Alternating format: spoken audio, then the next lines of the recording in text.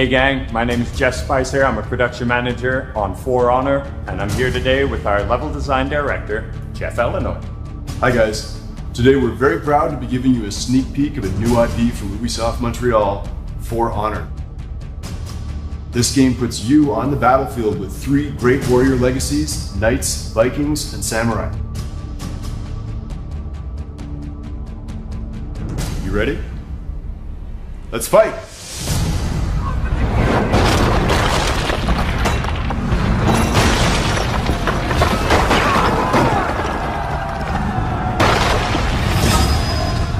Alright, we're playing Dominion mode, so this is 4v4, two teams, both trying to dominate the battlefield by way of three strategic control zones. So here we are following my character, a knight, with my knight brothers and sisters. Our immediate priority was to gain control of Capture Zone A. We plan on doing that by pushing the attacking front back and out of the zone. Speaking of pushing people out of the zone, check this out. Boom. Just because you have Zone C, though, doesn't mean you're controlling the battlefield. Right here is a good showcase for the innovative control scheme that we call the Art of Battle. The system gives you a really huge degree of control over your weapon via the right stick. You can see here that you're choosing which side to attack or block. The key component to the Art of Battle is giving you, the fighter, control over both your attack and defense by tying it directly to the right stick. Now that I've completely annihilated the attackers at Zone C, let's take an overall look at the battle. Alright, so looking out over the map, you can see that my team, the attacking team, has just captured the central zone at Zone A, and also my teammates are pushing a little further and capturing Zone B. That is correct. At that point in the battle, the attackers were controlling 2/3 of the battlefield, so around that time, I decided that my services could probably be used elsewhere. Thankfully, Lady Anne was ready, so we pair up and see if we can do some damage.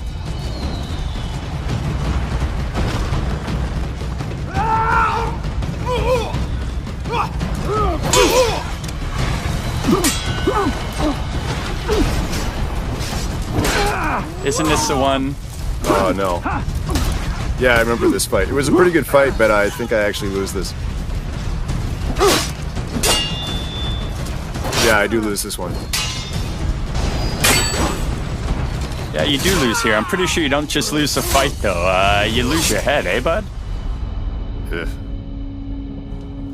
Alright, after that embarrassing little incident, here we are over in the attacking team side of the map. I'm playing as the Samurai Assassin. We went forward in time a little bit. You can see the score has changed. Both teams are over 1,000, which means that both teams are breaking the enemy team, preventing them from respawning. That's why you see little icons and player names at the side of the screen. So I see somebody all alone over there, and I'm gonna go eliminate him. My Samurai Assassin doesn't have the greatest defense, but I have really good offensive capabilities and fast, lethal strikes.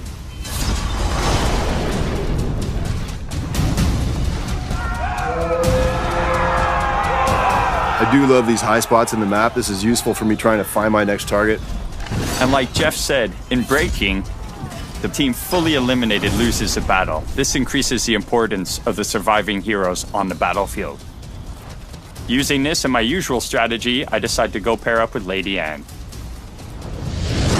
Now this narrow bridge was a good setup for me to try and use my Arrow Storm, my Samurai Feet, to kind of take out at least one of you, but at least it made you separate. And gave Lady Anne the opportunity to completely fail the Brotherhood. I like how this next part goes.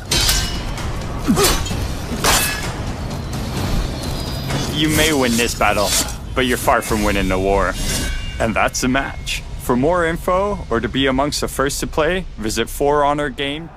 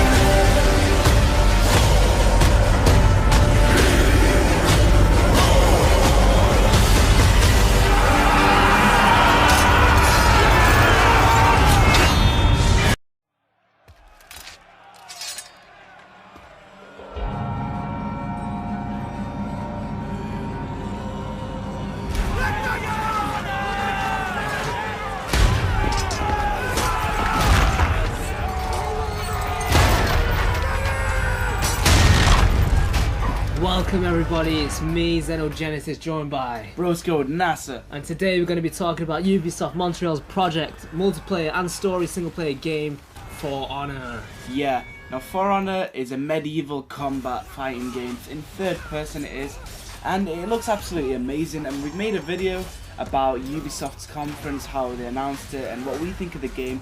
But because it was so amazing, we thought we'd make an extra video just dedicated to the game itself. Yeah, I knew the game was going to be amazing as soon as I knew it was set in the medieval era and I could see it on screen. I could see this amazing army CGI stuff going on.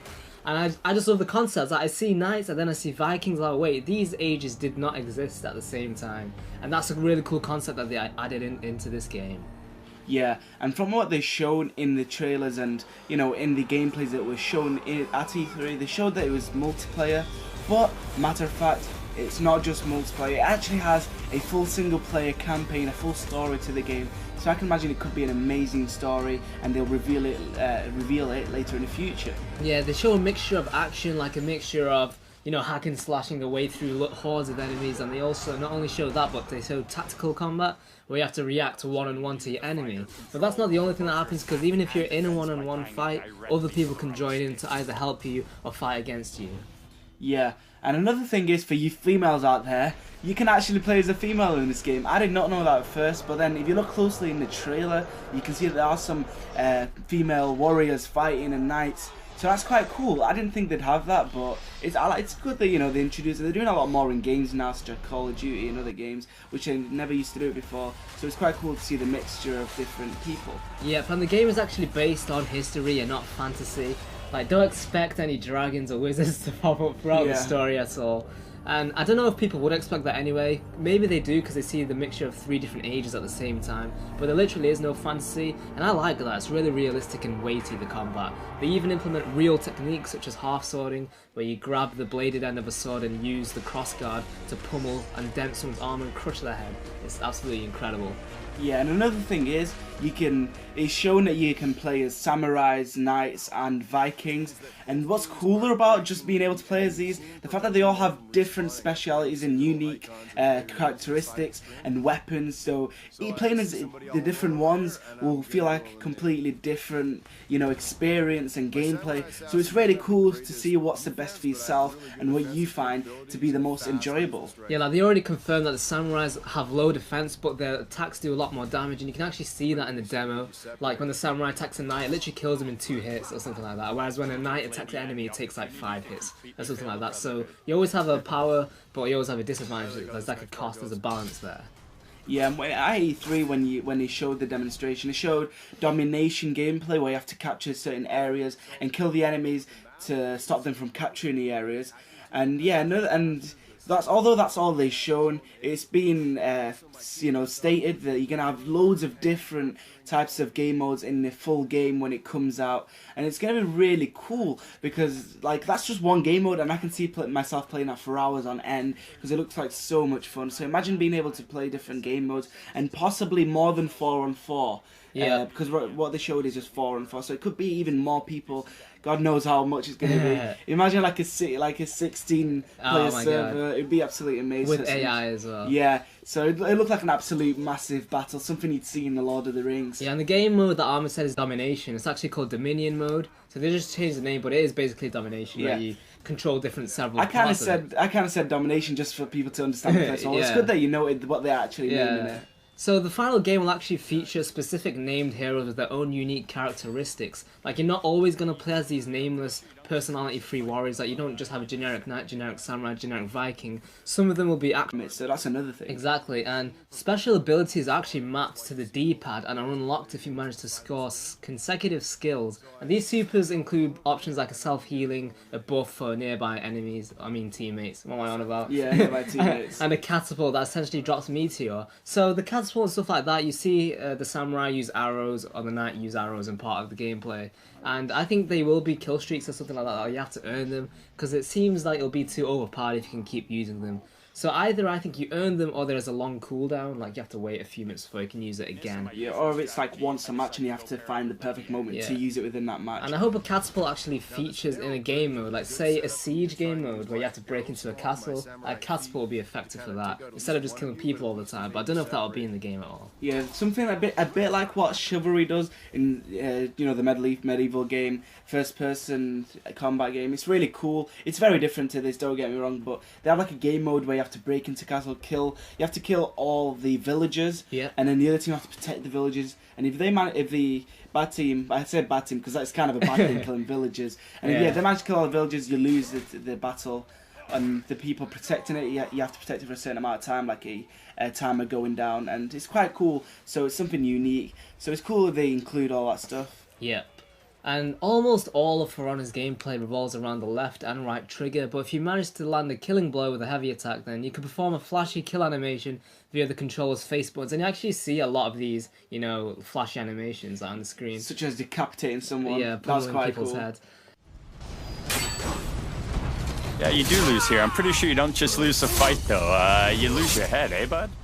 And how do you feel about that, only using the triggers? I think that's cool for the triggers. I'm guessing the left trigger is a shield if you've got a shield. Yeah. Or a secondary weapon, and your right trigger is a main weapon. Or if it's dual wielding, then you swing in certain directions, like with your left and right triggers. And obviously, if you manage to use a heavy attack, then that puts something like a stun animation. So you can take advantage and you can press like square, triangle, X, a circle, or X, Y, B, all that stuff, and do a cool animation. Yeah, well, let's wait until it comes out to find out exactly what it works. But from what it sounds, I think it's quite cool, and it's quite a unique combat system. The way you fight and use your analog stick to block, and you have to kind of time your attacks and defense. Quite cool. And also in the gameplay, don't they show you have to move your analog sticks to react to the enemy when you're against them? Yeah. Like I think that features a large part of the game as well. If you're going to be fighting against somebody, you're going to have to move the analog stick in the right direction.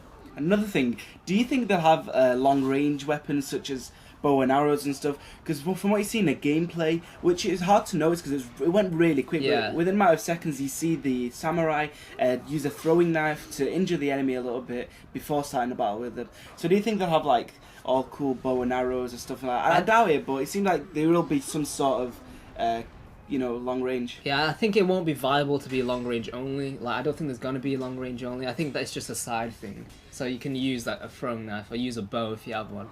But like these kind of knights you see, like you never see a knight like that in real life with a bow. Yeah, it doesn't sound right. You wouldn't see a samurai. Like samurais using throwing knives, yeah, that's fine. I'm guessing like the knights, maybe everybody has a certain sidearm. Yeah. Like samurai will have a dagger, whereas a knight will have like a shield. Shield or a dagger, like not a throwing one, just a little. And a Viking would have, I don't know. Something cool. Like another axe, I don't know. And speaking of Vikings, they didn't show anything about Vikings at all, apart from the CGI trailer. And people still want to see more factions, even if it's DLC. And so would I. I'd love to see so many different factions out there. Like the Greeks, like Spartans and stuff like that. What about like Red Indians? Yeah, like tribes. Tribal, like Gallic tribes and stuff like that. Or the Romans, imagine Roman soldier. That'd be absolutely amazing. Yeah. Spartans running up the battle. Because it's not historically accurate, but it's still history, it's not fantasy. Exactly. And, they're already mixing up different people from different time periods, and they might as well just add on even more to it, because it'd be absolutely amazing. And I like that they've saved Vikings, so we don't, so we can always still be expecting something new to see. Yeah, and do you think there's going to be any sense of customization at all? Like, do you think you'll be able to pick how your knight, samurai, or Viking looks like, what weapon they use, what shield they use? Or do you think you just get assigned a generic, historical hero, or AI? From the gameplay, you see that the different knights and different samurais, they do all have, a unique look, such as the colours or the armour a little bit, but that could just be the fact that you spawn randomly with anything just to make yourself different from the others, or the player himself actually gets to sort his own armour out and pick his little helmet and shield. So that'd be really cool. It'd add a whole new level to the game, and I'd love it if it was like that. Yeah, it feels like the knight and the samurai have perfect places on the armour to have your own emblem on them, stuff like that. But I know some people will get carried away with the emblems and do a penis and put it on their knight. Yeah, we've seen it before. I don't want that to ruin the experience. Same. It ruin the immersion of the game. But yeah, I think, I don't know, I think to an extent you'd have customization, but not too much. I think the animations and the graphics are too good for them to add so much customization, because they'd have to animate and retexture a lot of things if they wanted you to have that much customization. But speaking of weapons, we've seen halberds, swords, and axes. Is there going to be anything else, do you think? I have no idea. They don't show anything else, but that's because we've only seen a couple of gameplays and a CGI trailer. So there's a lot more to see from this game, and a lot more unexpected things that they're going to bring out. And of course, you know, they're not just going to have one weapon for each class, because then, you know, the developers aren't that stupid. You know, they're going to know that people are going to get bored of them, or they're going to complain. So I'm sure they're going to have quite, you know, at least a decent size, you know, list of things. They can't just give you one weapon. So yeah, it would be cool if you can choose a primary weapon, a secondary weapon, and like one other thing. It'd be like 3 things that you can carry on with. That'd be cool. Yeah, go into battle with, and yeah, that'll make the game really interesting. Now, do you think Ubisoft are gonna do what they've been doing for the last few years, where the actual game ends up looking nothing like this and isn't as good and is filled with bugs, and especially on PC? How do you think? I don't even want to think about that. We've seen it a lot, especially in Watch Dogs. I know it's very different, but it's still the same company, and you know, they could still do the same thing. But I don't know. I have a feeling like it's not going to be, because of what they showed was so polished and so amazing, and it's still such an early stage. And like, let's say another year until they bring it out. You know, so they've got so much to work with and so much time on their hands to make it even better and better. So yeah, I just hope it doesn't disappoint me, because I'm really excited for this game. Like, most gaming companies, when they announce a game, all they show is a CGI trailer, you know, to tease you, to get you invited into the game, make you interested. But they like unveiled it and had someone talk about it and had a live action demo on screen. And then after that, another demonstration that was uploaded to the internet. So, you know, the developers are proud of a game when they're not scared to hide it at all. When they show pre-alpha gameplay and a live demo the day they revealed it to the public. Yeah, that means that they're really proud of it, and that means that they know it's going to be a good game. You know, they have nothing to hide, they have nothing to fear. You know, they're not just, you know, going to try and make it look good and then hide it until it comes out. Wait until you pre-order it. They already announced a beta or beta. I don't know when it is at all, but they said to sign up to the website to be in with a chance of playing it.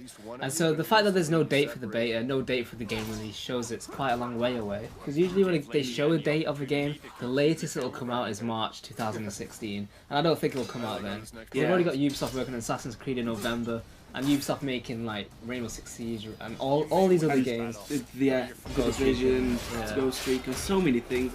And I don't know, this is kind of a good thing and a bad thing. Yeah. It's a bad thing because obviously we all want the game to come out so we can enjoy it. Exactly. But it's also a good thing because we've had it before where they rush a game and they bring it out on a release date and it turns out to be a disappointment or unfinished or needing loads of patches. So I'd rather they just took their time without a release date, you know, so they can just carry on and perfect the game before releasing it. Because once they put a release date, it's kind of a deadline for them. So if they're not done by then the game's not going to be, you know, finished.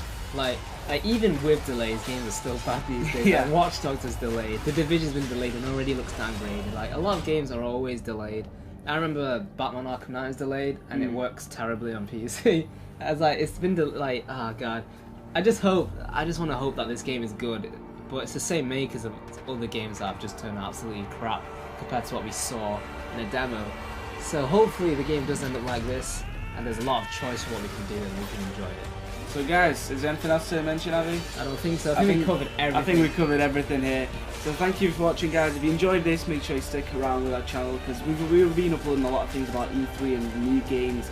So you'll learn a lot if you just, you know, take the patience and time to watch the videos. Yeah, and thanks for watching. If you enjoyed the video, like, comment, subscribe, Facebook in the description to keep up with our stuff, and we'll see you guys in the next video. Bye-bye. Bye.